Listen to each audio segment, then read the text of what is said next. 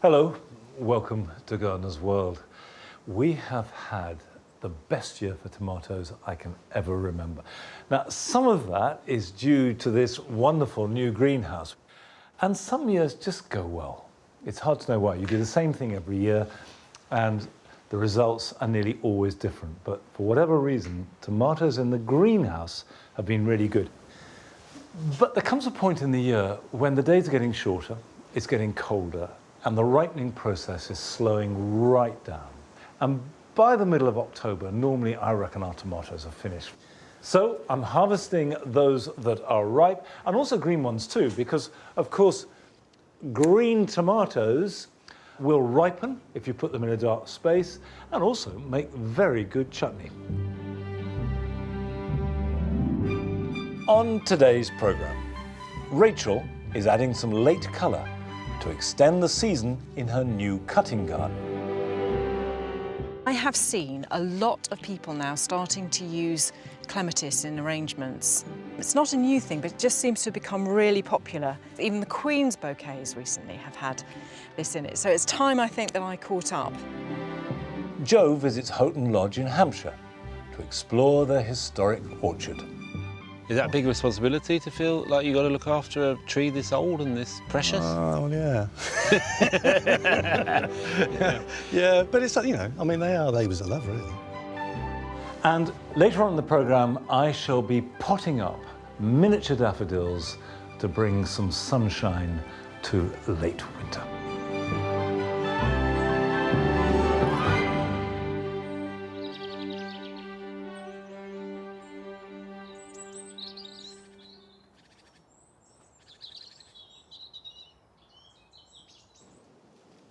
What I'm doing here in the greenhouse is trying to maximise on the use of space and light, because both those things are precious commodities at this time of year. Now, a few days ago, I cleared the tomatoes from this bed. I've added some compost and it's ready to plant up. Now, I've got a selection of crops that I sowed in August specifically to go in here. I have trays of frizzy endive, which is a form of chicory, some red mustard with a little tang of heat, parsley and mibuna. And plants that do really well in a greenhouse over winter are rocket. You can have mitsuna. And then there are lettuce that are adapted to growing particularly not just at low temperatures but low light levels, such as winter density. I'm going to put the mustard in first. This is a Chinese mustard called red frills. It's the frilliness of it that is attractive, and you can see it's got a lovely colour too. And I plant them out at about a 9-inch gap, which is the span of my hand.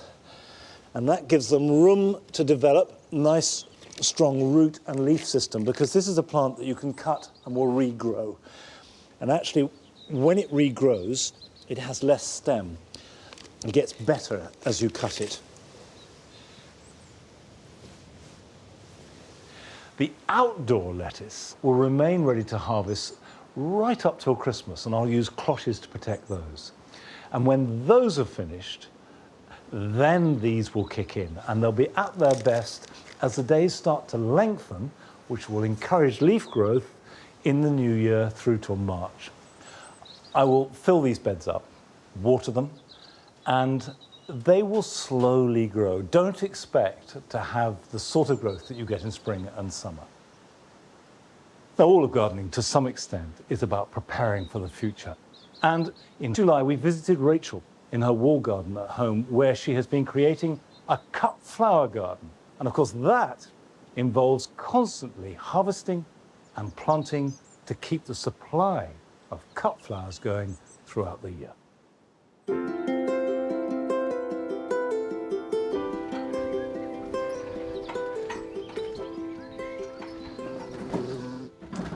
A couple of years ago, I started work on creating my dream kitchen garden here, and it's gone so well. Plenty of cut flowers, vegetables over here. But this year, something a bit different. I've pushed the vegetables a bit further down. Don't tell my husband, because he's only interested in the veg. And it's because during the last 12 months I've met a real kindred spirit, and she does incredible things with cut flowers, makes the most wonderful displays. So I want a really good range that we can work from together.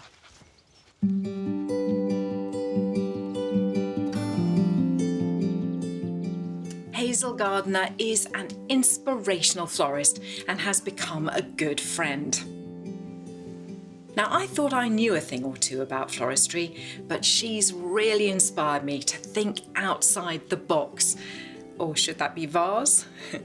Well, she's going to be popping by later in the season to help me arrange some cut flowers from my garden, and I can't wait. And in the meantime, I want to make sure we'll both have plenty of material to work with. I've already been cutting plenty, actually. The nigella, cornflowers have been fantastic. The cosmos now really come into their own, and the dahlias are almost there. The white ones seem to open very early. But I'm really thinking forward now, you know, what can I have to give me lots of colour right the way through August and September and on, really, to the early winter. I'm going to fill this whole bed with zinnias. Got a tray here waiting to go in, which I grew from seed. This variety is one called Orange King, and it makes really beautiful, large flowers in a very, very strong orange. It's going to be vibrant, to say the least. Now, you're probably wondering why I'm planting them in between these sort of dead sticks. Well, the sticks are in fact the stems of the tulips that flowered in here. So I want to see how these tulips do in the second year. So I'm leaving them in, and the tulips are really just markers so that I can make sure I'm not digging up the bulb when I'm planting the annuals between them. And then when I've done them all, I'll just take up all the stems and they can go. They're brilliant value zinnias. You get masses of colour for months and months, right the way up till October, easily. They are so easy to grow, so amenable. The other thing I will do now is just take off the tops of the zinnias. I'm just going to cut them down. You can see, really, there's more side growth just coming, just here in the leaf axil. There we go. Now, lovely, that will just sprout all the way along here. You'll get a branched plant and lots more flowers.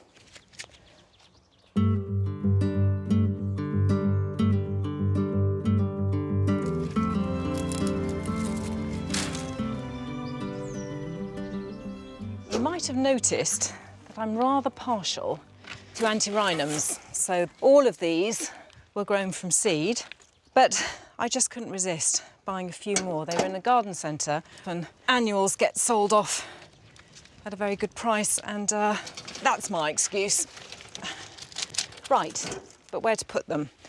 I think the end of this bed here, but currently I've still got this big clump of Papaver somniferum, the opium poppy. Here in the cut flower garden, I let them stay because of these, the seed pods, which are so beautiful and decorative here when they're this sort of glaucous greyish green. But they're also really useful dried, and then I use them through the winter, and you can spray them as well. You can use them in Christmas decorations, and I'll probably keep as many of them as possible.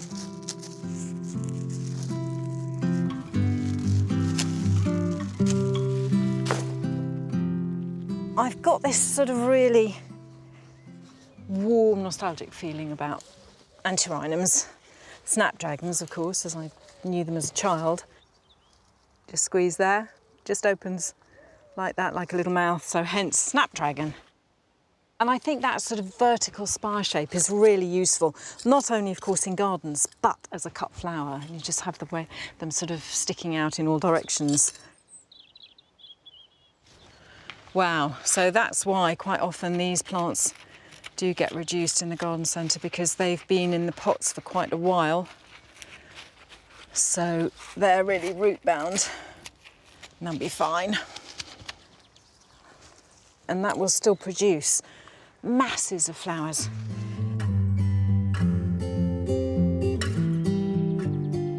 thinking ahead, I'm sowing a couple of rows of a biennial dianthus, which will make small plants this year and then overwinter and flower next year.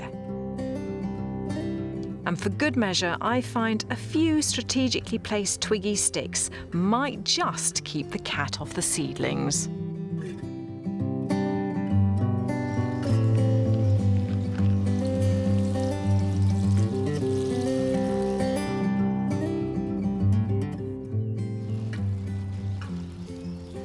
I have seen a lot of people now starting to use clematis in arrangements. Even the Queen's bouquets recently have had this in it. So it's time, I think, that I caught up. So unlike a lot of the annuals here that are just going to come out at the end of the season, these are going to last. These, of course, are perennials. This variety is called Star River, and it's one of the ones that's particularly recommended as being good. And I think it's so special. It's just got that lovely kind of delicacy to it that I really like. There we go. And it's been in there for a few years. We're just going to get lots and lots of lovely flower stems. Now, it's deceptive when you buy it because you see it's all on a cane like that. But actually, I'm going to try and create an environment for it which sort of mimics how it likes to grow, which is basically just sort of sprawling and wending its way through other things. This is a bit of an experiment, so we'll see how it looks. But I've just found all sorts of bits of sort of twiggy stick from around the garden. I'm just going to push them down into the pot. It feels like I'm flower arranging already. A few bits, here we are, that will do. A ready-made herbaceous clematis environment. Let's hope it works.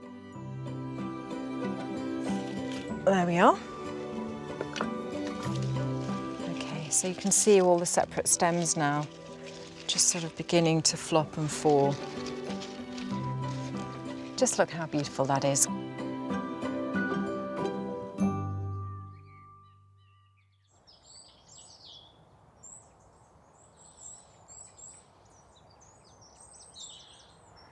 We will be returning to Rachel's cut flower garden later on in the programme. Now, this time of year, I have a kind of instinctive desire to bring in the tender bananas. This is in Seti. I've got a couple here in the jewel garden. They've done magnificently, as they always do, but they are tender, which means that frost will kill them. And by mid-October, you could expect there to be a high chance of frost, so it's a preemptive strike. Cut them right back, dig them up, put them in a pot and take them somewhere frost-free. But I'm resisting that urge because climate change has meant that October is getting warmer. It doesn't feel very autumnal. And these plants which come from nearer the equator, you've got the banana, you've got the ginger, the canna, these are all plants that as long as the temperature remains above 10 to 15 degrees, they will go on growing and flowering. I expect to leave this banana here in the jewel garden till the end of the month and for as long as they are safe, and I will enjoy them here in the garden. Now, for our first visit to one of your gardens this week, we're going to a gardener who also enjoys the drama and beauty of tropical plants. Hello, my name is Dale Roberts. I live in Derby. Started gardening about 3 years ago, and when we moved in, we pretty much started from a blank canvas. I really like large leaf plants, which are a standout point and a bold talking point when people come and visit the garden. So I wanted to try and bring a tropical feeling towards the garden. So this is a canna. I've got some elephant ears, which we're trying to hang over the pond. Come down to another bit of seating area. We've got a banana, a zoo. We've got a Paulina tree, which again is massive leaf foliage. So the idea of this is to shade this gravel area. This is a gunnera, and over winter you do have to protect it, but there is a very easy solution. So as you can see, this is a bit scorched now by the sun. So if I just bring this right back, Hit the root ball.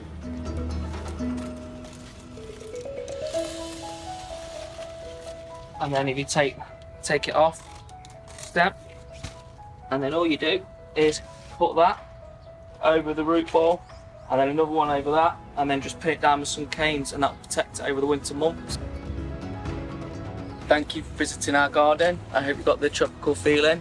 And me and Fred like to sit here morning, evening and night with a cup of tea, sat next to the pond.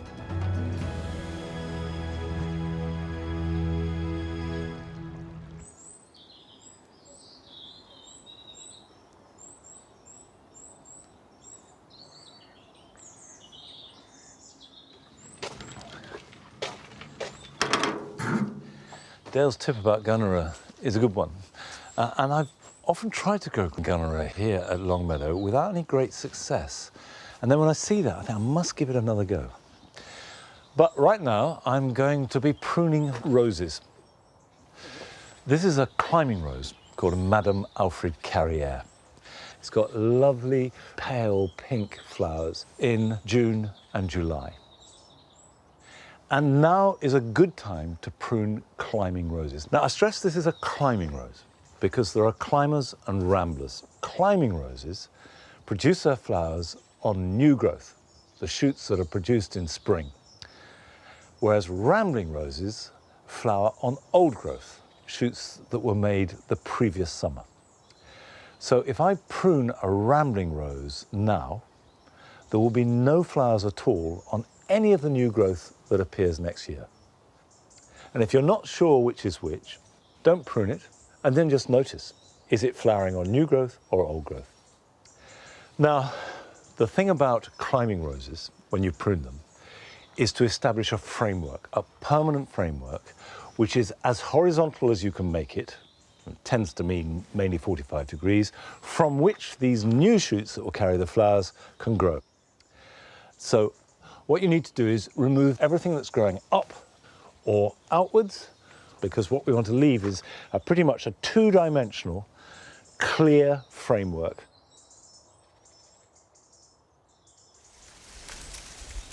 I'm cutting just above a leaf or a node, but I'm not agonizing over it. Roses are much tougher than people think.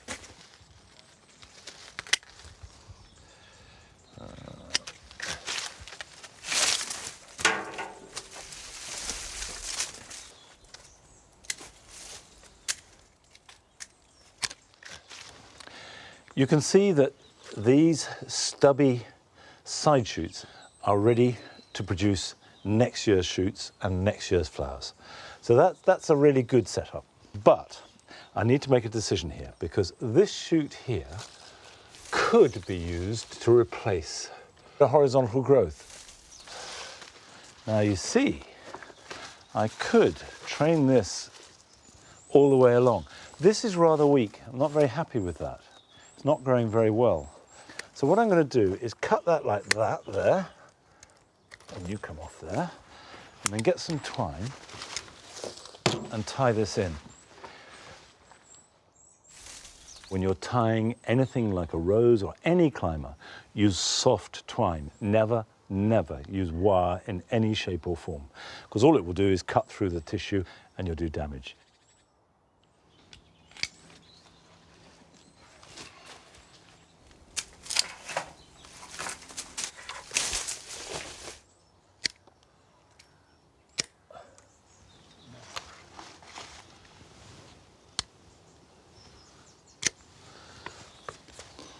There's a temptation to go on fiddling, but I think I've got back to the bones of it. And it may look radical, but this is exactly the type of thing you want to be looking for.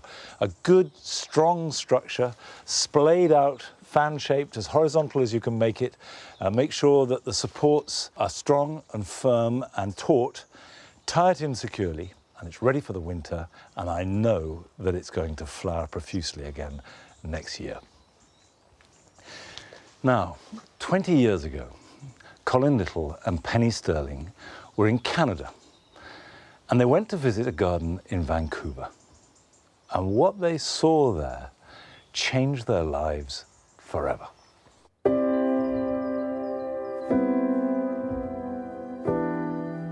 the site here is about an acre.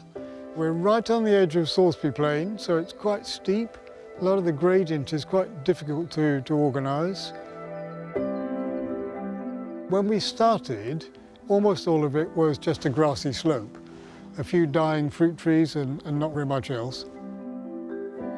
We've split it up into a number of garden rooms, something like a dozen, which is the Chinese style. The whole design is based on individual sub-gardens or rooms, and you move from one to the other in a series of explorations, really. So when you go into a Chinese garden, you never see the whole thing. That's the whole point. You go from one garden to another garden, and each one should be a new experience as you go through a gate into a separate garden, and then suddenly there's a new garden in front of you, and experience that and go round it. And that's what we've tried to do here at Beggars Knoll. We were really influenced by the fact that we'd just been to Canada, to Vancouver, and while we were there we went to see Dr. Sun Yat-sen Classical Chinese Garden. That was the first classical Chinese garden built outside China. We just fell in love. It was just amazing. There was this wonderful mosaic of hard structures and plants together. It was absolutely just like a jewel garden, really. It was a perfect garden, and also based so much on Chinese culture. It was just a revelation that a garden could be so complete, but so complicated as well. So I thought, well, maybe we could just have a little bit of something like that in this garden here.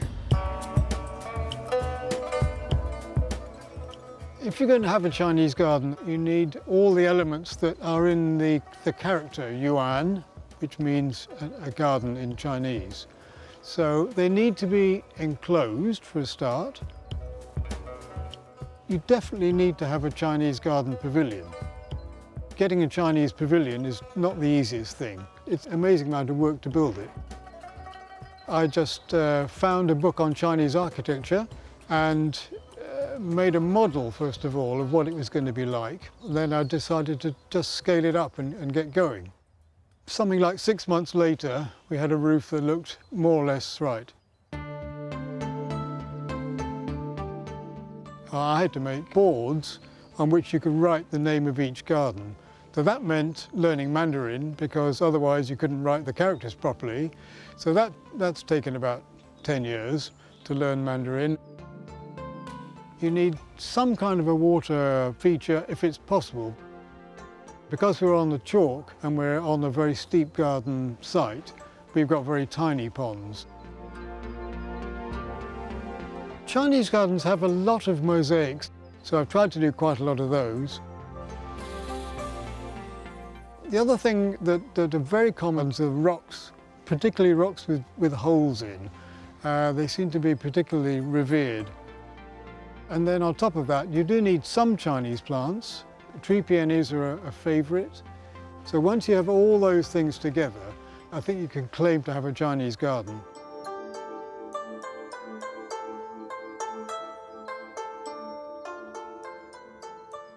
You can't have a Chinese garden without a moon gate. The purpose of the moon gate is to frame a view as well as to give you entrance to a different garden. This is the Yuyuan garden, the wandering garden behind, and this is the potager, as I grandly call it, out there. Coming in through is a bat mosaic, and the bat in Chinese is fu, and the character for happiness is also pronounced fu. And so the bat symbolizes happiness. He's flying in through, and he's heading towards the griffin stone. Some seats for sitting and enjoying, trackless spermum for a beautiful smell, and a lovely framed view, and in fact it frames a view of a second pavilion up on the top.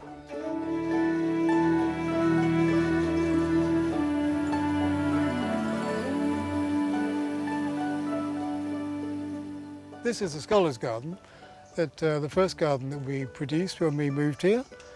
And it's not only a Chinese garden, it's also a recycling garden. So the steps, They're limestone slabs from the inside of the house. The herringbone brickwork, that was the back wall of the house when we took it down and destroyed it. And the Chinese lattice work around the edge is all oak battens from my mother's old fruit store when she lived here. And then on top of that, the Chinese pattern, we had to put a pond in. Then we've got an elm here, which is punsai or punjing, depending how you look at it. Like the Japanese bonsai, only bonsai started in China, so this is actually the original.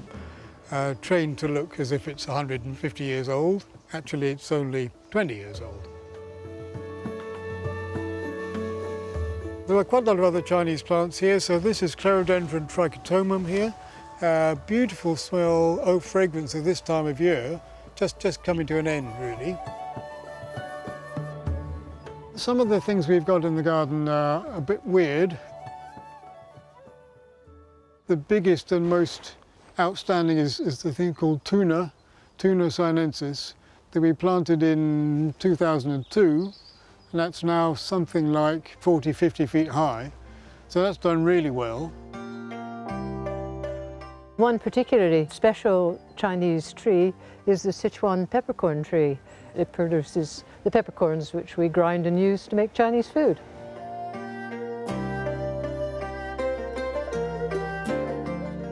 It's a very special place, and we really love sharing it. It's lovely to be able to sit in it and enjoy it. It has a great feeling of calmness and relaxation, I think. It's a garden for enjoyment, really.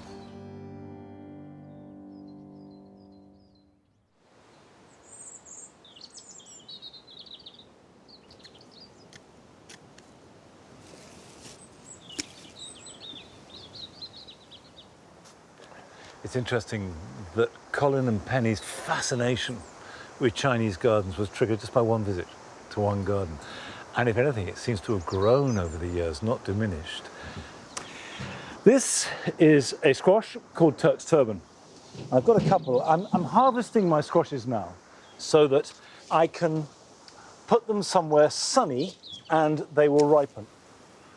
The ideal way to harvest a pumpkin is you do need this stem, and so that you don't damage it at all, just cut a little bit of the tendril either side.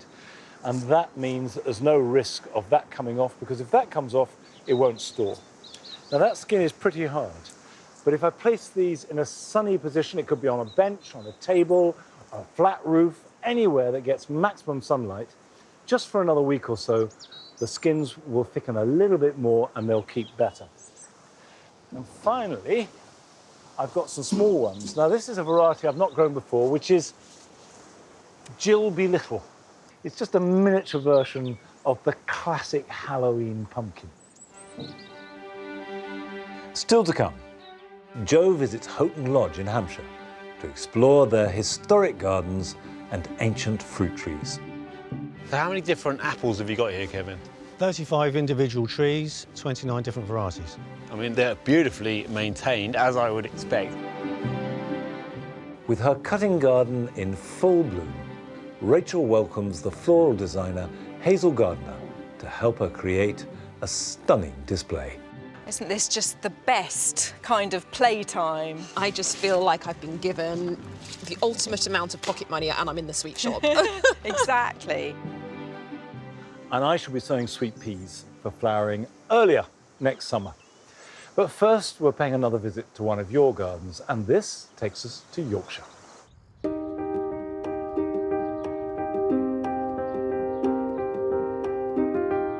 Hello there, Gardener's World. My name's Gillian. I live in York, and this is my shady garden. It's thrown up a mass of problems, and it's certainly been the most challenging garden I've ever had to plan and to plant in what's really decades of gardening, but here goes. First of all, this spring, I tried to see if I could get some bulbs going. So here are some pink and burgundy tulip bulbs, and behind them are 3 oversized bowls, which I planted up in white and green. And then behind, there's a bit of lime going on with the burgundy, just to try and pull it all together. So it's really all about right plant, right place. And to be honest, sometimes it's only achieved through trial and error. There's an acer, grasses that seem to like the shade, combined with heuchera, hosta and brunnera. And then I've tried to plant in layers using mainly textural foliage with just some pink and burgundy accents thrown in as well.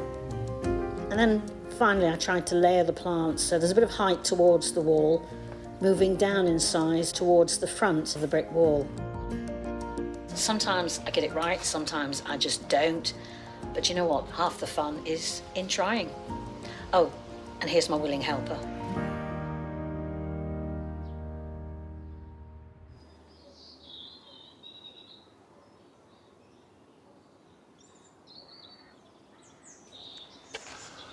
Well, certainly Gillian shows that despite having a shady garden or a shady border, you can have lots of colour. And I think the secret of really making the most of shade is to understand what type it is, because no two types of shade are the same. You can have shade in the morning or the evening, you can have shade caused by a building or by plants. And when you have shade caused by deciduous trees, it means that in winter and early spring, there's actually quite a lot of light. So if you plant spring flowers, bulbs and early perennials, then they will get all the light they need. And then you can add ferns and plants that thrive in deeper shade, and that way you get the mix across the seasons.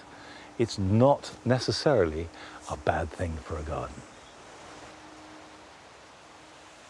Now, in September of last year, Joe went down to Stockbridge in Hampshire to visit a garden that not only has great historical importance, but also a fine collection of old fruit trees. The idyllic gardens of Houghton Lodge blend effortlessly into the surrounding Hampshire countryside. Designed in 1793, they're one of the finest examples of early naturalistic garden design.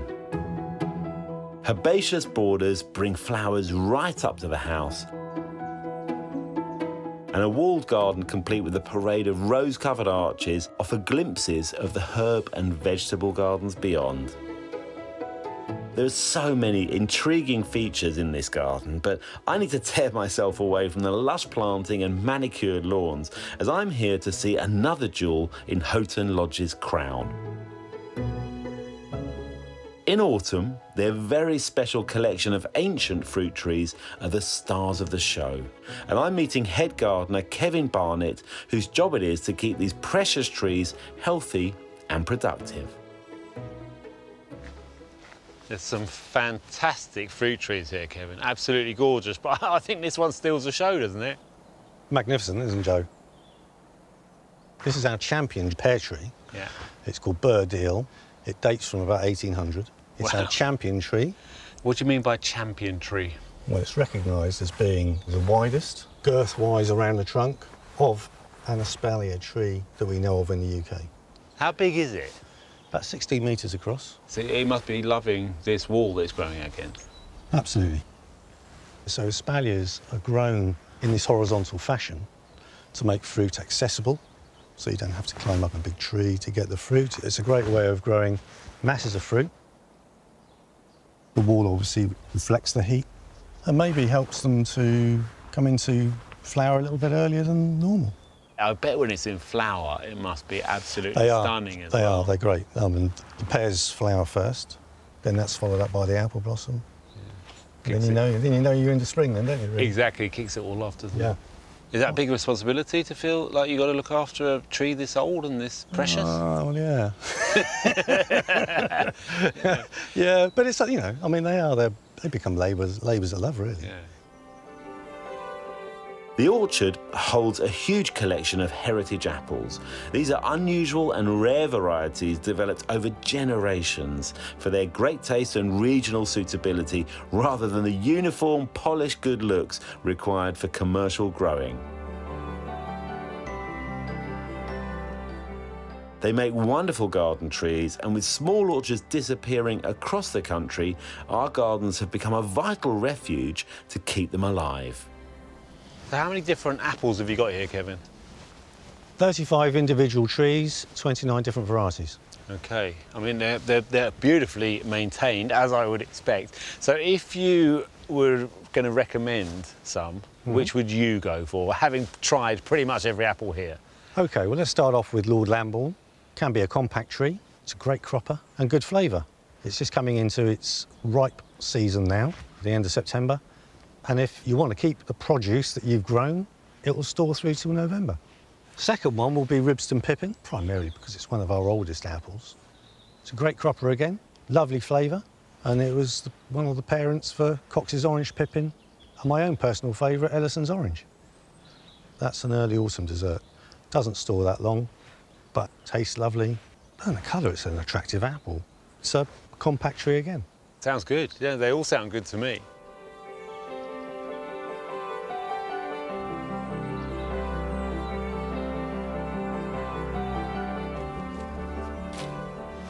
Oh, I can see you finishing off the late summer pruning. Absolutely, Joe. Just coming to the end of it, hopefully.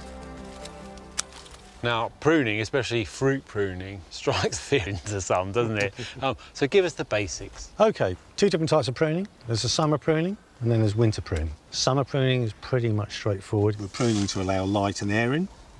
We're also reducing the growth that it made since the winter pruning.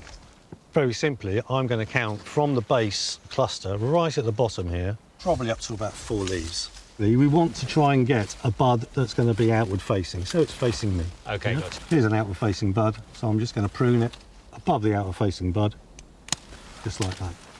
And would you revisit in the winter? Winter pruning is removing the dead, the diseased, the dying, and then formulating the shape for next year. Well, I brought my secateurs with me, so can I help with the pruning? Anyone who brings a pair of secateurs, Joe's really welcome this time of year. I mean, you've got quite a few to do, right? Well, we'll see you in about a week's time, then.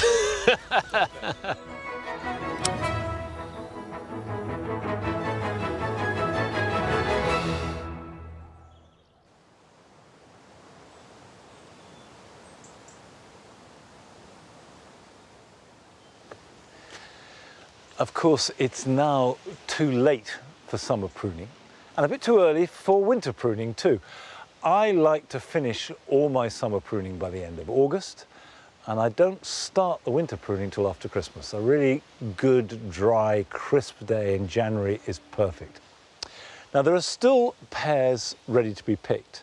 And when you're harvesting pears, you do need to understand how they ripen, because they don't ripen on the tree. A pear has to be picked and then stored in order to ripen. And if you want it to ripen slowly, so you can store it for a long time, you do it in a cool, dark place. And if you want it to ripen quickly, put it on a sunny windowsill. And the way you pick them is always the same. Hold the pear and then put a finger at the top of the stem and just lift it to the horizontal. And if it comes away in your hand like that, then it's ready. But it's not ready to eat. It's rock hard still. And as I say, if I store this on a sunny windowsill, I would expect this to ripen in about a week. Test it gently every day. Just press the top by the stem gently, and if it gives at all, it's ready to eat. Now, it's time to go to Leicester to visit the last of your gardens this week.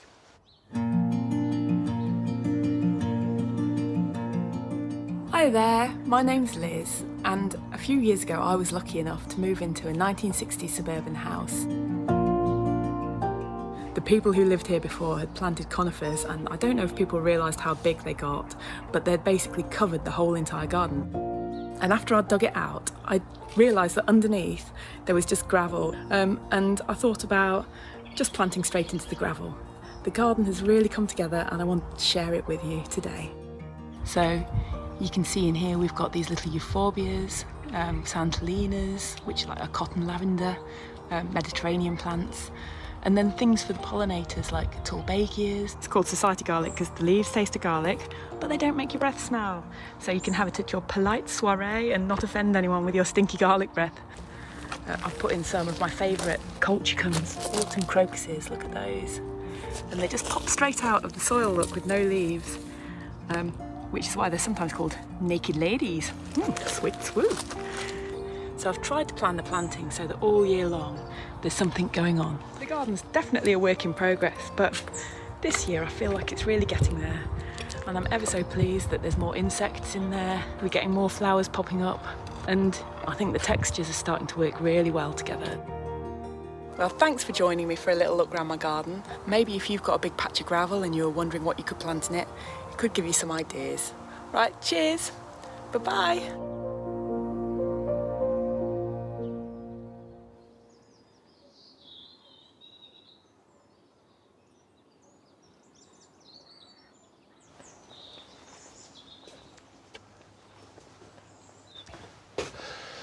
I'm very envious of Liz's gravel because, of course, if you garden on clay all the time, gravel is sort of the greener grass that's just impossible, and all those plants that we struggle to grow look so good in her garden.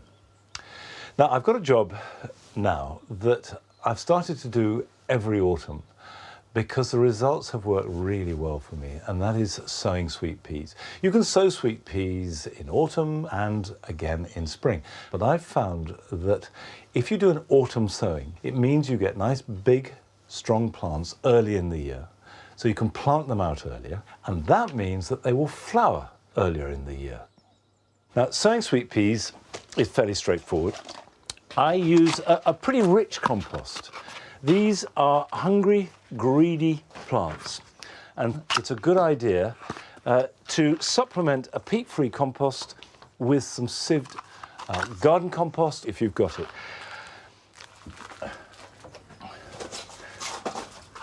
Now, sweet peas have a deep taproot, so whatever you do, don't sow them into a seed tray. You need something where the root can grow nice and long, and I've found that 3-inch pots works best.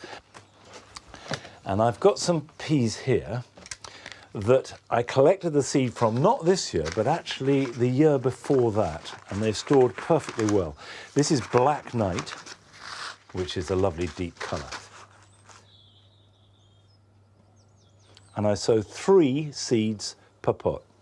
If they all germinate, I plant out the pot as an entity, 1 per support. If only one of them germinates, then I don't add any more, I just plant that one.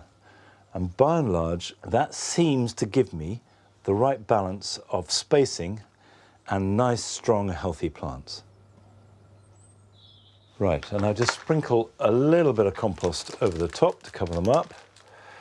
I will water these well, and you can put them into a greenhouse to germinate, but they don't have to.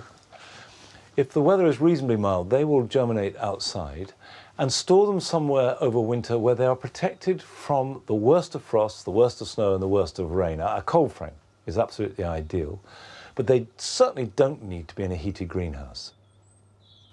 Now it's time to return to Rachel's garden, and Rachel is waiting on a visit from the floral designer, Hazel Gardner.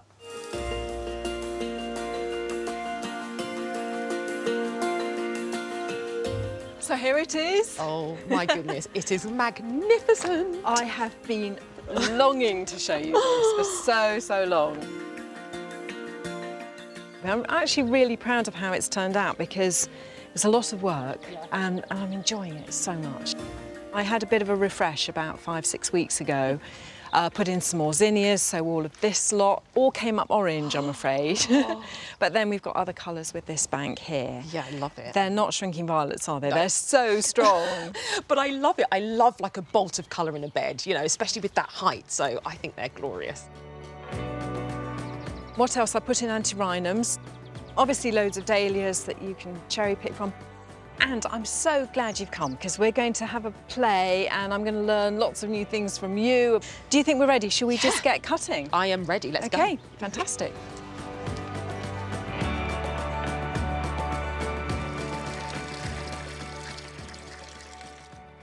I know the usual advice is to cut first thing in the morning, which is terrible for a night owl like me. I've got to get up early to cut those flowers, but it's important, isn't it? It's really important. You really want that stem to be like full of water, yes. And that's why we tend to cut early in the morning. Just make sure that you've got your bucket here full of water and that you know that your tools are really clean and sharp as well. Yes, of course. And I'm making sure with these thicker stems on the dahlias just to cut them always at a 45-degree angle, just so you maximise the surface area that can draw up the water. It's just so important to have that angle. And then if you're using woodier stems, cut them vertically up the stem as well, just to really make sure that water gets up there. Also, I've got a question for you, Rachel, about zinnias, because I have never actually grown these. What's the best way to cut these? If you look down the stem, there's a point at which it sort of branches. If you cut just above that point, then you'll get 2 new flowers on either side. Yeah. So you're deadheading and got your cut flowers at the same time. So it's sort of win-win situation. And the lower you cut down the stem, the longer it will probably take for that plant to make new flowers. Yes. But they'll often be bigger and on stronger stems. Yes. So it's just sort of playing with the plants, with the garden, to make it produce what you want it to do. Exactly. I'm so glad I put these grasses in. Look at this miscanthus. Morning Light it's called, and I love that pale colour. I love using them in arrangements. It's just so nice to have that like free flowing stem when I'm working with like lots of foliage. It just gives a nice point of difference in there. I completely agree. I think it's something people don't always think of, you know, adding grasses, adding herbs, and then the seed heads as well. Yeah, so I'm cutting the nigella here, which has been left to go to seed, which is glorious. But when they're dried, they're so beautiful. Anything that's really interesting and delicate, I love adding to more robust stems just to give them a lift.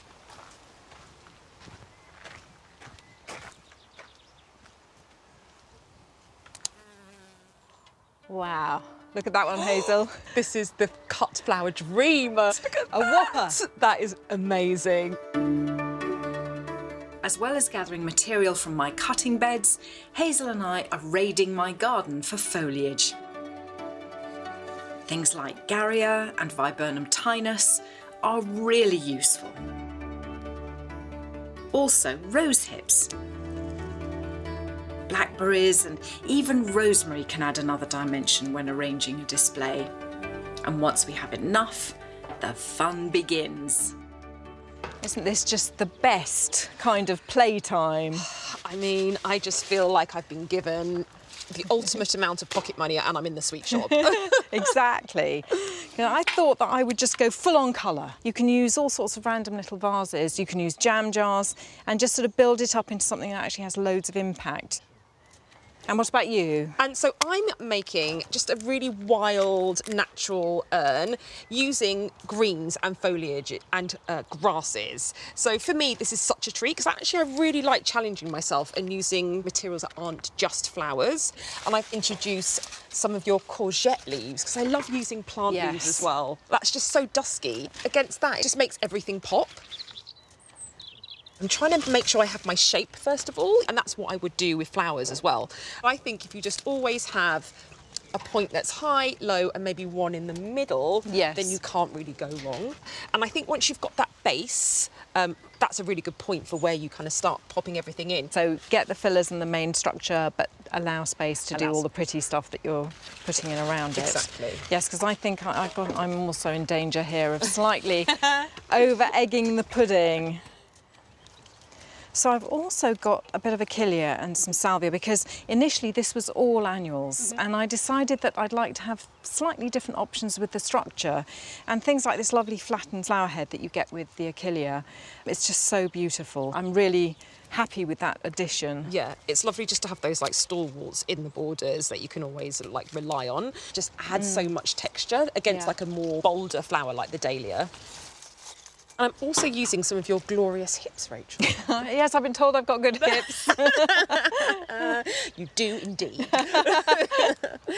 So with like all the other elements, I still want to make sure that I'm conditioning as I go. So that means removing any foliage and definitely for hips, it means snipping off all of those horrible thorns. You just want to make sure that everything is safe and also that it doesn't snag any of the other plants as I pop this in here. They look like green olives almost on stalks. Exactly. Gorgeous.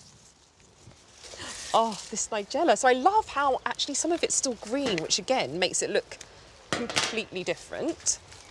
Popping that in. And I think I'm getting to the stage where I'm going to start adding in more of the grasses and some flowers. I've been snipping these pieces of antirrhinum. I'm using really little tiny bits. It's like a sunset, isn't it, that colour? It is. I love anything with like an ombre effect. I'm using this miscanthus, which is just so delicate. I just want to add some more depth in, but keep it light, which is where the grasses come in. Yeah, beautiful, isn't it? That transparency. And this is just lovely and silky, isn't it? It's gorgeous. It feels like it feels like silk, in fact. I think that one of the most beautiful ways of flower arranging is if you can just try and use lots of different elements. So I'm going to start adding in your poppies. And what I do like to do is zone, which means you're using the same variety in clusters, but I'm never going to put anything in a straight line. It's always nice to have like the stamen slightly to the side or just at an angle, just so to make it look more natural.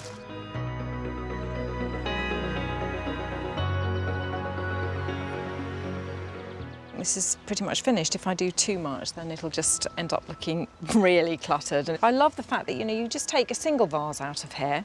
It's already something lovely. And it's so lovely because your garden has literally come from the border onto the table. Leapt onto the table. Yes. Exactly. Are you finished? So I am literally finished. I have deliberately left a little space here because I have got... it's the wow dahlia. It's the wow dahlia. It's absolutely stunning. If I pop this in, you'll just see how it changes everything and just makes it a little bit more of a nod to the garden. It's lovely. Thank you so much for coming here today, because I've been wanting this to happen for ages, and it's just lovely to get all these fresh ideas from you. Thank you. Thank you, it's been fantastic. Now to tidy up.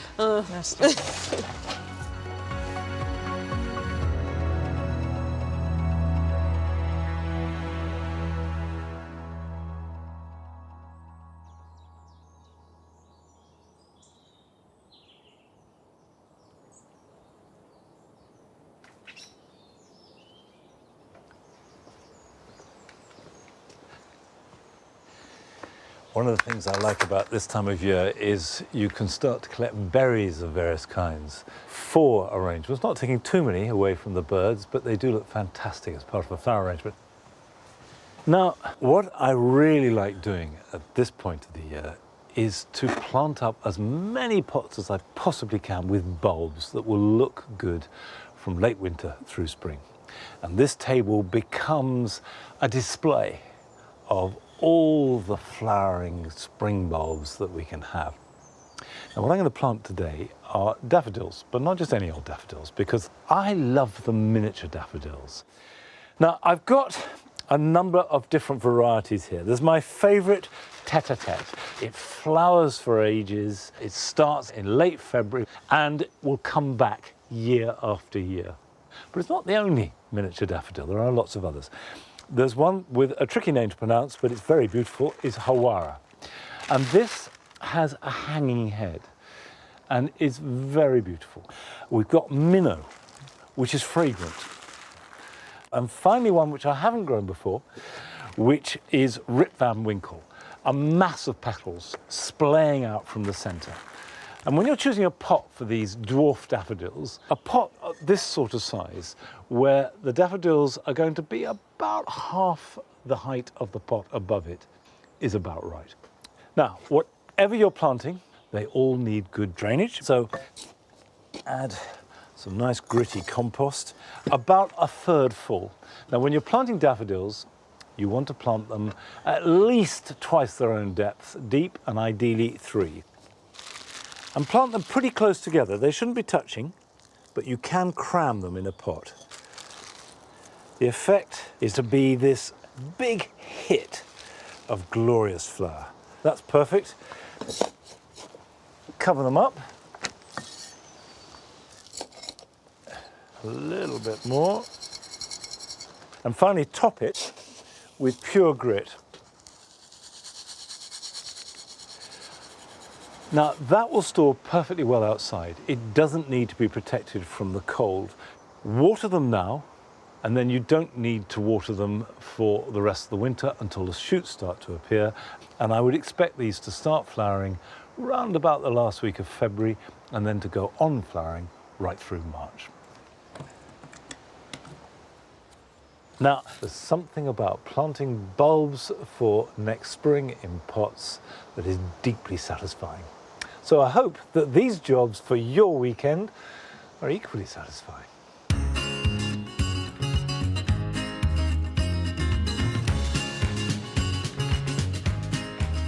As the autumn flowers turn to seed, it's a good moment to collect as many different kinds of seeds as you can and experiment with them. Don't be daunted, just give it a go. And you can try any amount of plants, such as annuals like sunflowers, perennials like agastache, or even tender plants like eucomis. Use a paper rather than a polythene bag and store the seeds somewhere cool and dark until you're ready to sow them.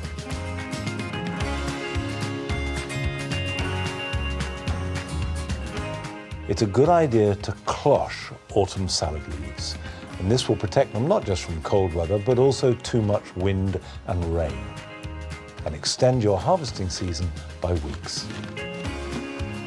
Leave the ends of the cloches open to ensure good ventilation.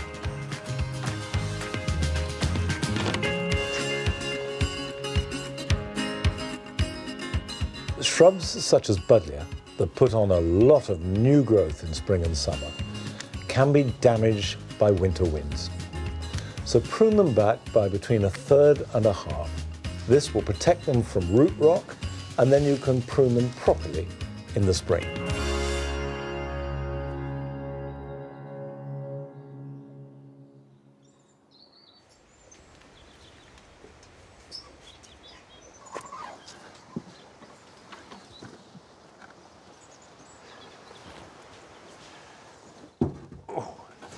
That is surprisingly heavy.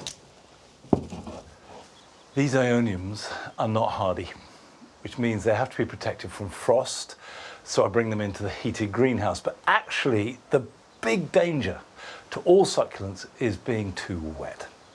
And if you've got succulents, don't water them at all over winter. They've all got the ability to store moisture in the cells of their foliage. They don't draw it from the roots. What they do is they draw enough to fill the cells, and that's it. The roots don't do anything else. So if they're sitting in wet water, they just rot.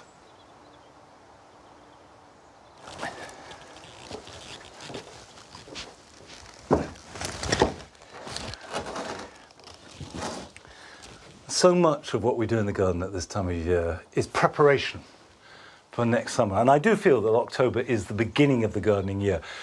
But you can't get around the fact that bringing the succulents indoors does feel like closing the door on summer. However, in the middle of winter, on the darkest, greyest day, I can come here to this greenhouse. It's warm, it smells nice, and you have this fabulous display, which looks just as good in midwinter as it does in summer. That's it for this week. And next week is our last programme in this series. So join us at 8 o'clock next Friday. Until then, bye-bye.